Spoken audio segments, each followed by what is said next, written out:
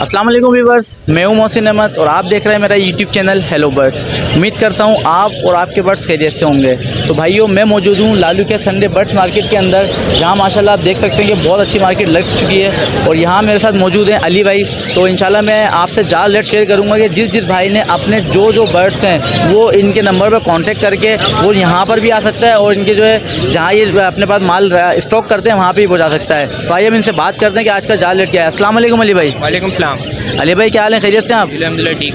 अली भाई, आज हमारे बर्ड्स को बताइए कि आज जो है कौन कौन से बर्ड्स हैं जो आप ले रहे हैं और उनके क्या क्या ज़्यादा लेट चल रहा है।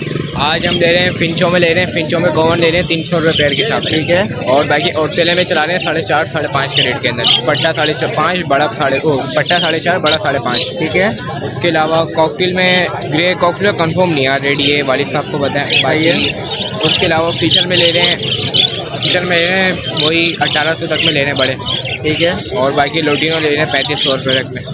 और बाकी ये रेट है। अच्छा, और बाकी कलर लबड़ कितने में ले रहे हैं? कलर लबड़ के रेट कंफर्म नहीं है।